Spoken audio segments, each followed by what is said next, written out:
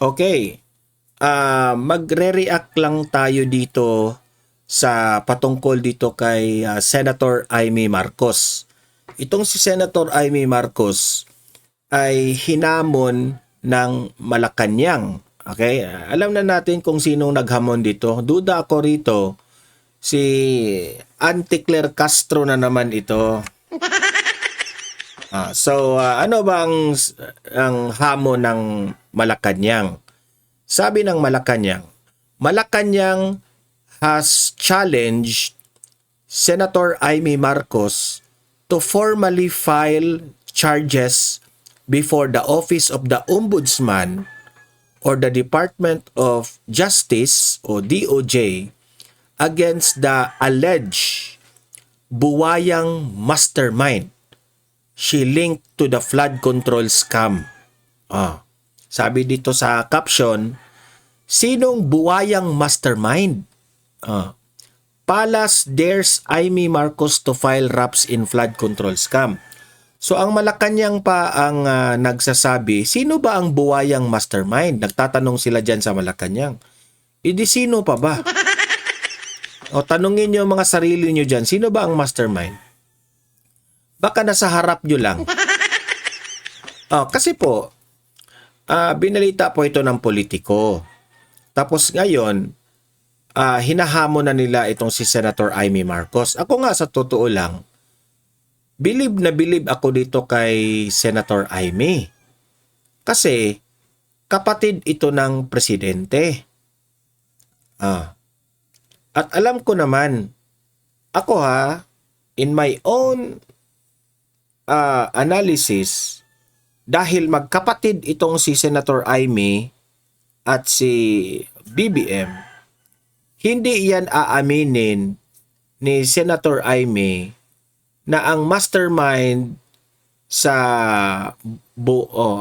ang buwayang mastermind dito sa flood control, hindi niya aaminin yan na si BBM.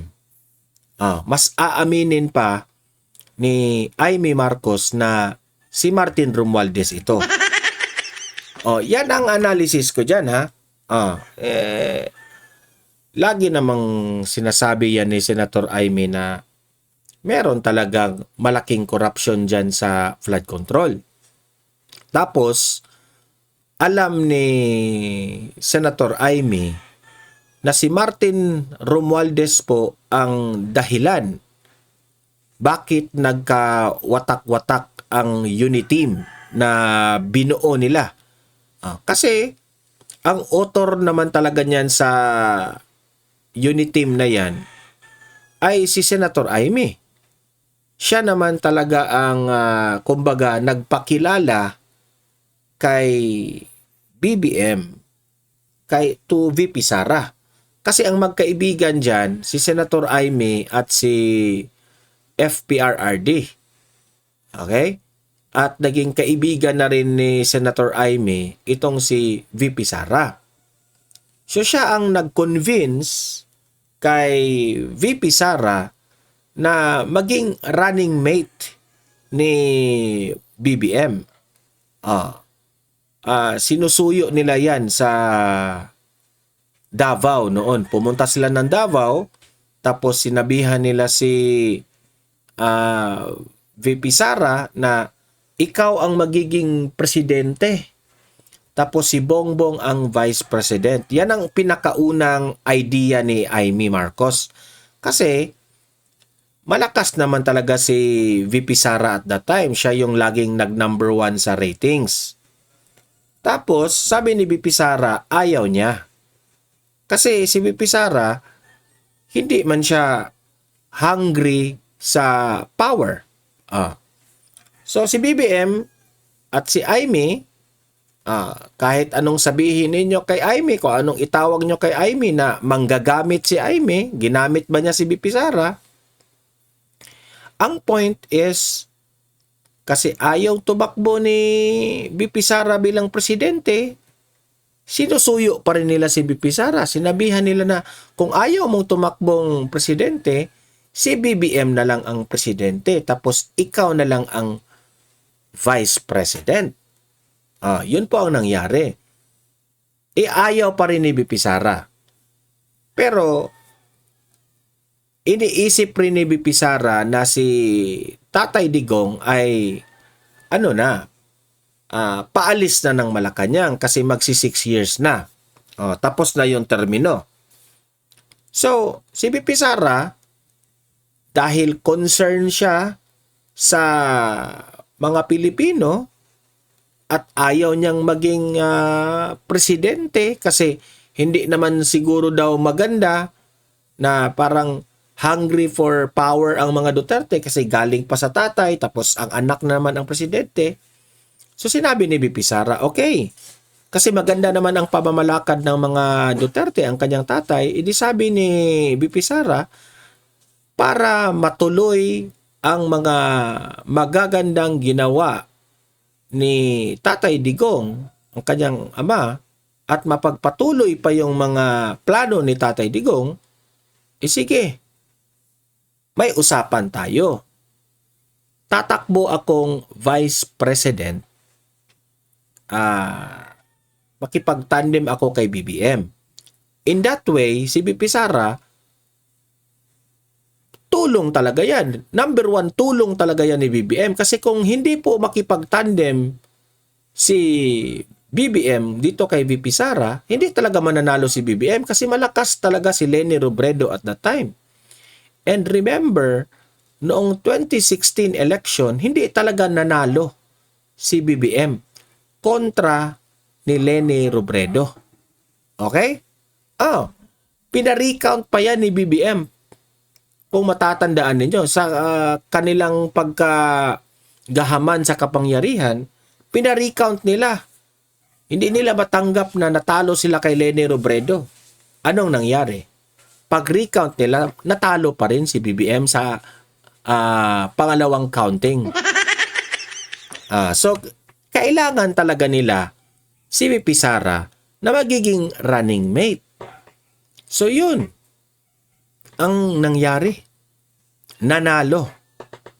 Tapos, itong effort ni Amy Marcos na magtandem kasi utang na loob ni Senator Amy itong si BP Sara na nagpanalo sa kanyang kapatid, nagalit itong si Amy kasi sinira lamang nitong Martin Romualdez na ito. So, ako nagdududa talaga ako na ang sinabi niya, buwayang mastermind, wala nang iba. Kahit naman sinong tanungin mo, taong bayan. Galit nga ngayon ang taong bayan, bakit hindi pinatawag si Martin Romualdez na siya man ang speaker at that time dito sa flood control na anomaly na ito. Diba? So, wala. No wonder na si Senator Amy, sinabi niyang buwayang mastermind. Tapos kayong mga nasa Malacanang ngayon, tatanungin nyo, sino ba ang buwayang mastermind? Tanungin nyo nga yung sarili ninyo. Sige, tanungin nyo si BBM. Kasi ang hirap dito sa mga minions, dito sa mga galamay ni BBM dyan sa Malacanang. Teka muna, Grace, kasi yung aking contact lens medyo may kasi sensitive kasi yung contact lens pag may dirt. So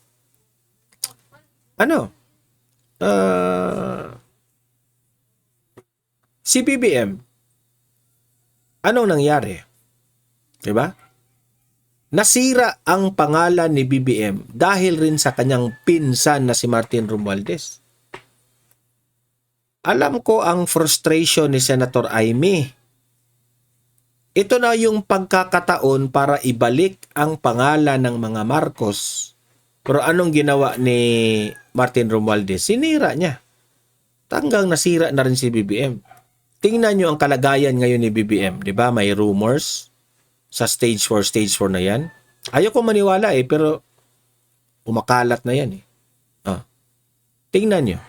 Si BBM ngayon. Wala na sa matinong isip. Kapag i-interviewin siya sa media, nagtitrending talaga. Kasi walang sense yung mga pinagsasabi ni BBM. Wala talagang sense. Okay? So, ayan. Kayo mga audience ko dito sa Donmar TV, anong masasabi nyo tungkol dito? Na naghamon ang Malacanang kay Senator Amy, sino raw ang buwayang mastermind? Okay? Like and share, subscribe Donmar TV. Okay? See you in my next video. Have a great day. Have a great night. God bless po sa ating lahat. Mabuhay ang Pilipinas and God save the Philippines.